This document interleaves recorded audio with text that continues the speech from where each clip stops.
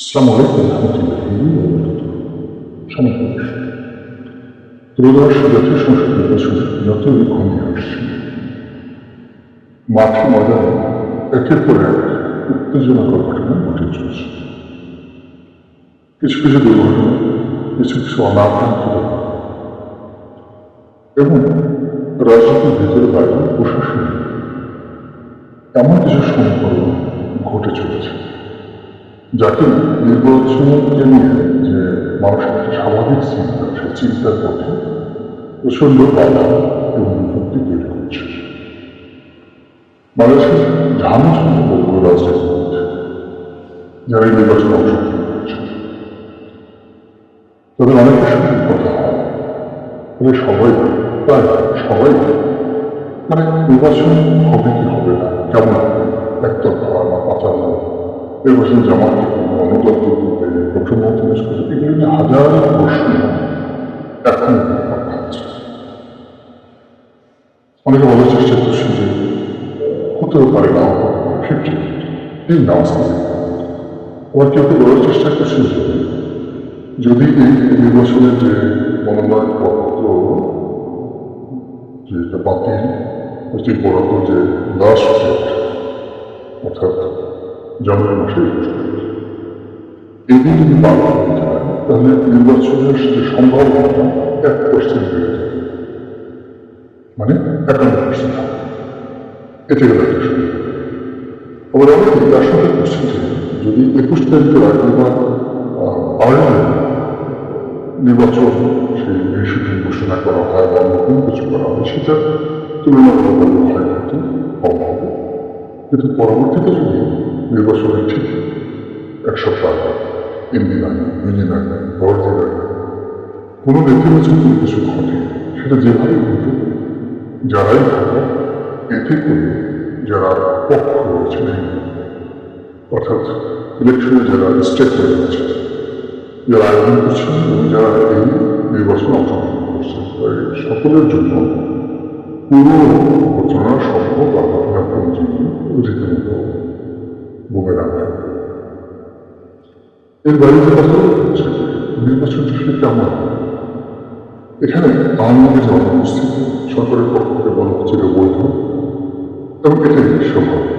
এর কারণ হলো আওয়ামী লীগ একটি পরাজিত শক্তি, তাদেরকে উচ্ছেদ করা হয়েছে, ক্ষমতা থেকে তাদেরকে বিদায় করা হয়েছে এবং তারা একটা বিরাট অংশ ধরা করেছে, আরেকটি অংশ পালিয়ে গেছে। তো কাজেই নৈতিক বলেন, আইনত বলেন, যে কোনো বিচারে এই নির্বাচনে আওয়ামী লীগকে কোনো সুযোগ দেওয়া যাবে না, এটা সরকারের খুব স্ট্রং। অনেকে বেশি বেশি যারা সবাই স্টেক হোল্ডার, তাদের বক্তব্য হলো যে আওয়ামী লীগ এবং তাদের যারা সহযোগী গত 15 বছর এই দেশ চালিয়েছেন, তারা এই দেশে 50% ম্যান পাওয়ার তাদের আছে। এত বিরাট সংখ্যক লোককে কোনো জাতীয় এবং রাষ্ট্রীয় বিষয় তাদেরকে বাইরে রেখে কখনো কোনো শুভ ফলাফল হয় না। এমনকি দ্বিতীয় বিশ্বযুদ্ধের পর এডলফ হিটলার এবং তার যে নাৎসি পার্টি,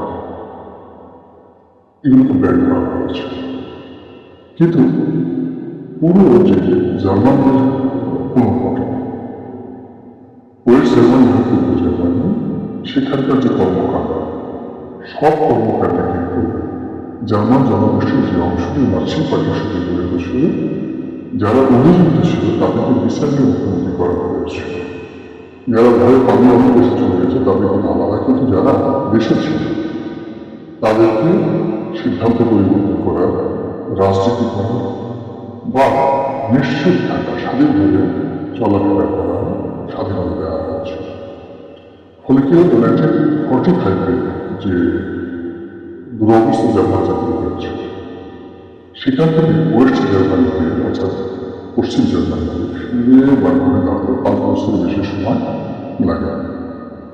আর পূর্ব জার্মানিতে বার্লিন ওয়ালের পতনের পর পূর্ব জার্মানি পশ্চিম জার্মানির সাথে তৈরি হল না, ইটস এ বিগ পাওয়ার, সারা পৃথিবীর মধ্যে জার্মান অর্থনৈতিক দিক থেকে অন্য বিভিন্ন দিক থেকে মানে একটা শ্রেষ্ঠ পরিকল্পনা হিসেবে প্রতিষ্ঠিত হয়েছে। তো জাতিসত্তার মধ্যে যে বিভক্তি, সেই বিভক্তি কিন্তু আমেরিকা করার চেষ্টা করেছে। পরবর্তী দেখা যাবে প্রথম মহাযুদ্ধে, তারপরে দ্বিতীয় মহাযুদ্ধের পরে আমেরিকা জার্মানিকে যে লোন দিয়েছে, তো সেই লোনের কারণে মানে সেই লোনটা তারা ফেরত পাচ্ছে।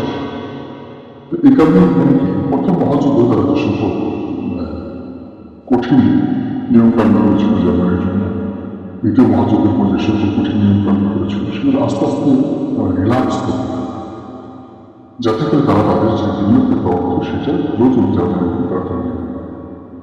এই মধ্যে চিন্তা করলে বাংলাদেশে প্রায় $110 বিলিয়ন, আবার আমরা বলছি $110 বিলিয়ন বিদেশি এই বিশ্বব্যাংক রয়েছে, IMF আছে, জায়গা, তারপরে IDB, Islamic development bank, Asian development bank, ADB, এরপরে বিভিন্ন দেশ যেমন ভারতের সরকারের ঋণ আছে, চায়না সরকারের ঋণ আছে, চায়নার বিভিন্ন ব্যাংকের ব্যক্তিগত ঋণ আছে। এর বাইরে অলমোস্ট প্রায় $20 বিলিয়ন প্রাইভেট আছে, অর্থাৎ বিভিন্ন কোম্পানি যেমন বলছেন অধ্যয়ন বসুন্ধরা, তারা বাংলাদেশ ব্যাংক থেকে লোন না নিয়ে তারা ইংল্যান্ডের একটা ব্যাংক থেকে নিয়েছে, জার্মানির একটা ব্যাংক থেকে নিয়েছে লোন। তো যখন এই প্রাইভেট কোম্পানিগুলোকে লোন দিয়েছে, তো সেই লোনের গ্যারান্টার হিসেবে বাংলাদেশ ব্যাংক, তারপর রাষ্ট্র, সংশ্লিষ্ট ব্যাংক অগ্রণী জনতা, তার একটা সিন্ডিকেট করে এটার একটা গ্যারান্টি দিয়েছে। এটাও কিন্তু বিদেশি ঋণ, এবং এক্ষেত্রে যদি ওয়ার্কিং বা অনুসন্ধান টাকা না হয় তাহলে সরকারকে ব্যাংকে রাষ্ট্রকে সেই টাকা দিতে হবে। তো এইরকম একটা বিশাল অঙ্কের যে ঋণ আমাদের প্রাইভেট সেক্টরে আছে, সরকারি সেক্টরে $110 বিলিয়ন, প্রাইভেট সেক্টরে আমি জানি না, হয়তো $15 বা $20 বিলিয়ন আছে, সব মিলে $130 বিলিয়ন আমাদের এই দেশে যারা দেশি বিদেশি বিনিয়োগ করেছে তারা এই দেশের শান্তি চাইবে, এবং এই দেশ থেকে তাদের টাকা ফেরত তারা নিতে পারবে লাভ সহ। এটা তাহলে ছাড়া হবে। আর এই জন্যই এই দেশের স্থিতিশীলতা, ভোট, অংশগ্রহণমূলক নির্বাচন সব কিছুর সঙ্গে দেশের প্রকৃতির জন্য তারা ঘোষণা করার চেষ্টা করছে যে এই নির্বাচনে সকল পক্ষের অংশগ্রহণ না হলে সরকারের স্থায়ী হবে, দেশে শান্তি প্রতিষ্ঠিত হবে না, এবং তাদের টাকাও তারা ফেরত পাবে। তো এরকম যখন একটা অবস্থা চলছে, তখন সরকারের পক্ষ থেকে বিভিন্ন চাপের প্রেক্ষিতে বলা হচ্ছে আওয়ামী লীগকে একীভূত করা, রিহ্যাবিলিট করা, রিকনসিলিয়েট করা, তারপর তাদেরকে পুনর্বাসন করা সবই সম্ভব, কিন্তু তারা তো সরে উঠেছে, তাদের মধ্যে মমতা হয় অনুশোচনা, এগুলো বিতর্ক হচ্ছে। এই যে বিতর্ক, যেটা আস্তে আস্তে 3-4 বছর কল্পনাই করা যায়, আওয়ামী লীগ নামে চর্চা করা যেত। এরকম যখন চলছে, সেই দিক থেকে নির্বাচনের মাধ্যমে এক পক্ষ, বিশেষ করে সবচেয়ে বড় পক্ষ যেমন বিএনপি, তারা অভিযোগ করছে যে এখানে অতীতের মতো ভোট ম্যানিপুলেট হতে পারে, একটি পাতানো নির্বাচন হতে পারে, এবং স্পষ্ট তারা জামাতের দিকে ইঙ্গিত করছে যে তারা সবসময় তারা এই বিভিন্নভাবে তাদের যে গুপ্ত এজেন্ট বিভিন্ন জায়গায় ঢুকিয়ে তারা এই একটা ভোটের যে জালিয়াতি, ফলাফলের যে জালিয়াতি তারা করতে পারে। উদাহরণ হিসেবে সম্প্রতি তারা সেই যে প্রবাসী ভোটারদের ভোট সংগ্রহের জন্য যে ব্যালট পেপার, সেই ব্যালট পেপার নিয়ে যে কেলেঙ্কারি ঘটেছে সেটাকে উপলক্ষ করে ছাত্রদল ইতিমধ্যে বিক্ষোভ মিছিল করছে। আমি যখন এই ভিডিও করছি ঠিক সেই সময় থেকে নির্বাচন কমিশনের সামনে ছাত্রদলের যাকে বলা হয় সেখানে প্রতিবাদ সভা চলছে।